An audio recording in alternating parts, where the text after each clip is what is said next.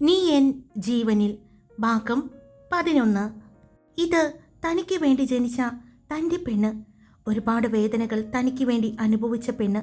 ശ്രീദേവ് ഓർത്തുകൊണ്ട് അവളെ ചുറ്റിപ്പിടിച്ചു.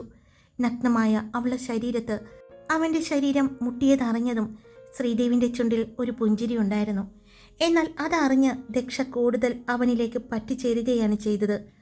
അതുകൂടിയായതും അവനും ഒത്തിരി മുറുകെ അവളെ കെട്ടിപ്പിടിച്ചു. ശ്വാസം വിടാൻ ബുദ്ധിമുട്ടുന്നത് പോലെ തോന്നുന്ന അത്രയും അവൻ അവളെ ചേർത്ത് പിടിച്ചിരുന്നു. അത്രയും പ്രണയത്തോടെ, അത്രയും സ്നേഹത്തോടെ. അതറിഞ്ഞതുപോലെ ചെറിയൊരു പുഞ്ചിരി ആ സമയം ദക്ഷയുടെ ചുണ്ടിൽ ഉണ്ടായിരുന്നു. അത് കണ്ടതും അവൻ പതിയെ, വളരെ പതിയെ അവളുടെ ചുണ്ടിൽ ചുംബിച്ചു. ആ ചുംബനം അറിഞ്ഞതും അവൾ കണ്ണുകൾ തുറന്നു അവനെ നോക്കി. ഉറങ്ങിയില്ലായിരുന്നോ? അവൻ ചോദിച്ചു. ഉറങ്ങിയതാണ്, പക്ഷേ അതിനിടയിൽ ഞാൻ എന്തോ ഒരു സ്വപ്നം കണ്ടു. എന്നെ ശ്രീദേവ് ഇവിടെ ഉമ്മ വയ്ക്കുന്നത് പോലെ എന്ന് പറഞ്ഞ് അവൾ അവളുടെ ചുണ്ടുകൾ തൊട്ട് കാണിച്ചതും അവളുടെ ചുണ്ടിൽ ഒരു പുഞ്ചിരി ഉണ്ടായിരുന്നു. സ്വപ്നം കണ്ടതാണോ? എന്നാ അത് യാഥാർത്ഥ്യമാക്കിയാലോ? അവൻ ചോദിച്ചതും അവൾ ചിരിച്ചുകൊണ്ട് തലയണക്കി. അപ്പോൾ ഞാൻ തന്നത് അറിഞ്ഞു അല്ലേടി കള്ളി? അവൻ പറഞ്ഞതും അവൾ ഒരു കണ്ണ് ചിമ്മി കാണിച്ചു. അപ്പോൾ വീണ്ടും പോയാലോ സ്വപ്നത്തിലേക്ക്? അവൻ ചോദിച്ചുകൊണ്ട് വീണ്ടും അവളിലേക്ക് പടർന്നു കയറി. നാഗേന്ദ്ര സിംഹയുടെ കാറ് ആ സമയം സഞ്ജീവ് പ്രഭാകറിന്റെ വീട്ടിലേക്ക് ചെന്നു നിന്നു. കാറിൽ നിന്നും ഇറങ്ങുന്ന നാഗേന്ദ്ര സിംഹയെ സഞ്ജീവ് കണ്ടിരുന്നു.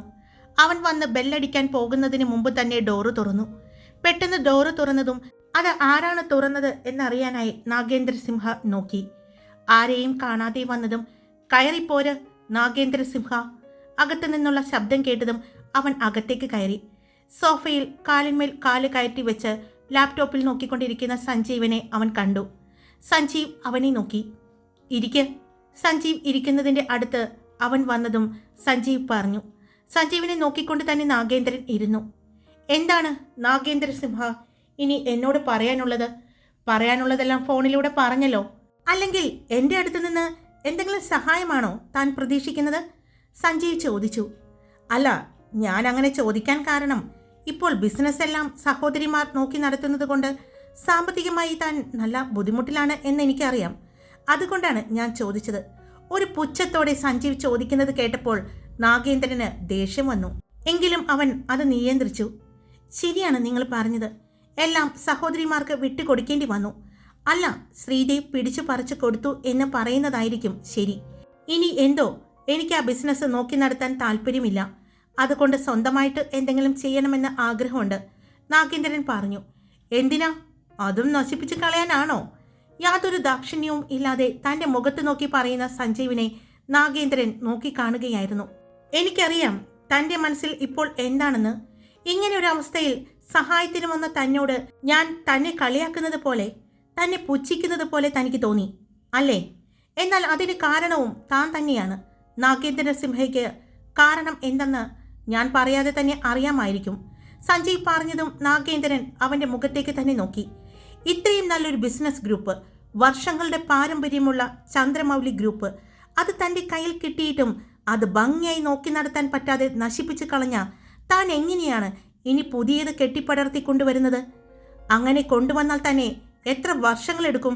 അത് ആളുകൾക്കിടയിൽ പേരും പ്രശസ്തിയും ആർജിക്കാൻ. അതുകൊണ്ട് തന്നെ വിജയിക്കാനും പാടായിരിക്കും നാഗേന്ദ്ര. അതുകൊണ്ടാണ് ഞാൻ തന്നോട് അങ്ങനെ പറഞ്ഞത്. താൻ തൻ്റെ സഹോദരിമാരോട് ചോദിച്ചു നോക്കൂ, അവരുടെ കൂടെ ഒന്നുകൂടി വർക്ക് ചെയ്യാൻ പറ്റുമോ എന്ന് നോക്ക്, സഞ്ജീവ് പറഞ്ഞു. അത് പറ്റില്ല സഞ്ജീവ്, ഇനി അത് ഞാൻ ഏറ്റെടുത്താൽ ശരിയാവില്ല, നാഗേന്ദ്രൻ പറഞ്ഞു. എന്തുകൊണ്ട് ശരിയാവില്ല? താൻ അതിലേക്ക് കടന്നു ചെന്നാൽ ശ്രീദേവ് സഹായിക്കില്ല എന്ന് പറഞ്ഞോ ആ കമ്പനിയെ? സഞ്ജീവ് ചോദിച്ചതും ഒരു ഞെട്ടലോടെ നാഗേന്ദ്രൻ അയാളുടെ മുഖത്തേക്ക് നോക്കി. എങ്ങനെ? തങ്ങളുടെ വീട്ടുകാർക്ക് മാത്രം ഇടയിലുണ്ടായിരുന്ന ആ കാര്യം എങ്ങനെ സഞ്ജീവ് അറിഞ്ഞു എന്നാണ് ആ സമയം നാഗേന്ദ്രൻ ചിന്തിച്ചത്. ഒരു ചെറിയ പുഞ്ചിരിയോടെ സഞ്ജീവ് പറഞ്ഞു. ശ്രീദേവ് എന്തായിരിക്കും ചിന്തിക്കാൻ പോകുന്നത്? എങ്ങനെയായിരിക്കും, എന്ത് നിബന്ധനയോടു കൂടിയായിരിക്കും തൻ്റെ സഹോദരിമാരുടെ കയ്യിലേക്ക് ചന്ദ്രമൗലി ഗ്രൂപ്പ് വച്ചു കൊടുത്തുകൊണ്ട് അവരെ സഹായിച്ചത് എന്നെല്ലാം ചിന്തിക്കാൻ ഒരുപാട് ബുദ്ധിയൊന്നും വേണ്ട. അവനെക്കുറിച്ച് നന്നായിട്ട് മനസ്സിലാക്കിയാൽ മാത്രം മതി, സഞ്ജീവ് പറഞ്ഞു. ശരിയാണ് സഞ്ജീവ് താൻ പറഞ്ഞത്. എൻ്റെ കയ്യിൽ നിന്നും തകർന്നു പോയിക്കൊണ്ടിരിക്കുന്ന ആ ബിസിനസ് എൻ്റെ സഹോദരിമാർക്ക് അവൻ വാങ്ങിക്കൊടുക്കുകയായിരുന്നു. അതിന് അവൻ വെച്ച നിബന്ധന ആ ബിസിനസ് ഗ്രൂപ്പിനെ, അതായത് ചന്ദ്രമൗലി ഗ്രൂപ്പിനെ അവൻ സഹായിക്കാം, പക്ഷെ അതിന് ഒരു കാര്യത്തിനും ഞാനോ അച്ഛനോ ഇടപെടരുത് എന്നായിരുന്നു അവൻ്റെ നിബന്ധന. വർഷങ്ങളുടെ പാരമ്പര്യമുള്ള ചന്ദ്രമൗലി ഗ്രൂപ്പ് തകർന്നടിയാതിരിക്കാൻ മുത്തശ്ശൻ സമ്മതിച്ചില്ല. മുത്തശ്ശൻ ആ നിബന്ധനയെ അംഗീകരിച്ചുകൊണ്ട് സഹോദരിമാരെ ഏൽപ്പിച്ചു. പക്ഷേ ഇപ്പോൾ എനിക്ക് സങ്കടമില്ല. അവൻ നന്നായിട്ട് നോക്കി നടത്തുന്നുണ്ട് ചന്ദ്രമൗലി ഗ്രൂപ്പ്. ശ്രീദേവ് സഹായിക്കുന്നുമുണ്ട്, നാഗേന്ദ്രൻ പറഞ്ഞു. ഇപ്പോൾ ഞാൻ എന്താ ചെയ്യേണ്ടത് തനിക്ക് വേണ്ടി? താൻ എന്ത് സഹായമാണ് എൻ്റെ അടുത്ത് നിന്നും ആഗ്രഹിക്കുന്നത്? സഞ്ജീവ് പറഞ്ഞതും ശരിയാണ്. ഇനി ഒരു ബിസിനസ് പടുത്തുയർത്തിക്കൊണ്ടുവരാൻ ഞാൻ ഒരുപാട് കഷ്ടപ്പെടേണ്ടി വരും. അങ്ങനെയാണെങ്കിൽ ഞാൻ സഞ്ജീവിൻ്റെ കൂടെ കൂടിക്കോട്ടെ? നാഗേന്ദ്രൻ ചോദിച്ചതും എന്തിന്? എൻ്റെ ഇപ്പോൾ നന്നായിട്ട് പോയിക്കൊണ്ടിരിക്കുന്ന ഈ ബിസിനസ് തകർക്കാനാണോ ഉദ്ദേശിക്കുന്നത്? അതിനുവേണ്ടിയാണോ തന്നെ ശ്രീദേവാണോ ഇങ്ങോട്ട് വിട്ടത്? സഞ്ജീവ് ഒരു പരിഹാസത്തോടെ ചോദിച്ചതും അല്ല, അങ്ങനെയല്ല, ആരും വിട്ടതല്ല. എന്നെ സഹായിക്കാൻ ആരുമില്ലാത്തത് കൊണ്ട് ഞാനൊരു സഹായം ചോദിച്ചതാണ്. തൻ്റെ ബിസിനസ്സിലെ പാർട്ട്ണർ ആവണം എന്നൊന്നുമല്ല ഞാൻ പറയുന്നത്. എനിക്കൊരു ജോലി അത്യാവശ്യമാണ്. ഇപ്പോൾ എനിക്കറിയാം ഞാൻ ചെയ്ത തെറ്റുകൾ എന്തൊക്കെയാണ്. ഞാൻ എന്ത് ചെയ്യാൻ പാടില്ലാത്ത കാര്യങ്ങൾ ചെയ്തത് കൊണ്ടാണ് എൻ്റെ ബിസിനസ് തകർന്നത് എന്നെല്ലാം എനിക്കിപ്പോൾ അറിയാം. അതുകൊണ്ട് ഇനി ഒരിക്കലും എൻ്റെ ഭാഗത്തു നിന്ന് തെറ്റുണ്ടാവില്ല. ഞാൻ തൻ്റെ കൂടെ കൂടിക്കോട്ടെ? എന്നെ കൂടെ കൂട്ടാൻ എനിക്ക് നല്ലൊരു കൂട്ടുകാരി പോലുമില്ല, നാഗേന്ദ്രൻ പറഞ്ഞു. സഞ്ജീവ് കുറച്ചു നേരം മിണ്ടാതെയിരുന്നു. ശരി നാഗേന്ദ്ര സിംഹ, താൻ എൻ്റെ ഹൈദരാബാദുള്ള ബിസിനസ് കാര്യങ്ങളെല്ലാം നോക്കിക്കൊള്ളൂ താൻ. പക്ഷേ തനിക്ക് എതിരായി നിൽക്കുന്നത് ചന്ദ്രമൗലി ഗ്രൂപ്പായിരിക്കും, സഞ്ജീവ് പറഞ്ഞു. ഒരു ചെറിയ ഞെട്ടൽ അത് കേട്ടപ്പോൾ നാഗേന്ദ്രന് തോന്നിയെങ്കിലും പിന്നീട് ആ ഞെട്ടൽ മറച്ചുകൊണ്ട് കുഴപ്പമില്ല, ഞാൻ നോക്കിക്കൊള്ളാം. എന്നാൽ പിന്നെ താൻ ഏറ്റവും അടുത്ത ദിവസം തന്നെ പോയി അവിടെയുള്ള എൻ്റെ ഓഫീസിൽ കയറിക്കൊള്ളൂ.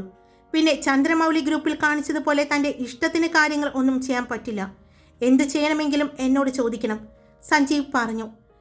ഞാൻ മറ്റൊരു കാര്യം പറയട്ടെ സഞ്ജീവ്, ഞാൻ തൻ്റെ കൂടെ കൂടിക്കോട്ടെ എന്ന് ചോദിച്ചത് തൻ്റെ എവിടെയെങ്കിലും ഉള്ള ഒരു ഓഫീസിൽ ജോലിക്ക് കയറാനല്ല. ഞാൻ സത്യത്തിൽ ഉദ്ദേശിച്ചത് എനിക്ക് ആവശ്യം യെസ് നാഗേന്ദ്ര സിംഹ, അതാണ് താൻ പറയേണ്ടത്. നിന്റെ ആവശ്യം എന്താണ്? അത് കേൾക്കാൻ വേണ്ടിയല്ലേ നാഗേന്ദ്ര സിംഹ ഞാൻ കാത്തിരുന്നത്, സഞ്ജീവ് പറഞ്ഞു.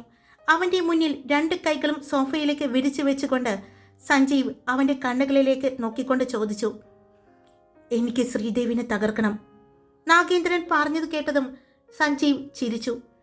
അപ്പോ ശത്രുവിൻ്റെ ശത്രു മിത്രം അല്ലേ? അത് കണ്ടിട്ടായിരിക്കും എൻ്റെ സഹായം ചോദിച്ച് നാഗേന്ദ്ര സിംഹ വന്നത്. എന്നാൽ കേട്ടോ, ശ്രീദേവിനെ തകർക്കാനും അവനെ എന്തു ചെയ്യാനും എനിക്ക് ഒരാളുടെയും സഹായം വേണ്ട. ഈ കളിയിൽ ഒറ്റയ്ക്ക് കളിക്കാനാണ് എനിക്കിഷ്ടം, ആരുടെയും സഹായമില്ലാതെ. അതിനാണ് ഒരു കിക്ക്, ഒരു ത്രില്ല്, സഞ്ജീവ് പറഞ്ഞു. എന്നാലും സഞ്ജീവ്, തനിക്ക് എൻ്റെ സഹായം ആവശ്യമായി വരും. അതുകൊണ്ടാണ് ഞാൻ തന്നോട് പറയുന്നത്, എന്നെ തൻ്റെ കൂടെ കൂട്ടാമോ എന്ന് നാഗേന്ദ്രൻ വീണ്ടും ചോദിച്ചു. എൻ്റെ കൂടെ കൂടാൻ കച്ചകെട്ടി വന്നിരിക്കുകയാണ് അല്ലേ? ഉദ്ദേശം ശ്രീദേവിൻ്റെ പതനം തന്നെയാണോ? അതോ എന്നെ പിന്നിൽ നിന്ന് കുത്താനാണോ ഉദ്ദേശിക്കുന്നത്? ഇല്ലില്ല, ഒരിക്കലും ഞാൻ അങ്ങനെ ചെയ്യില്ല.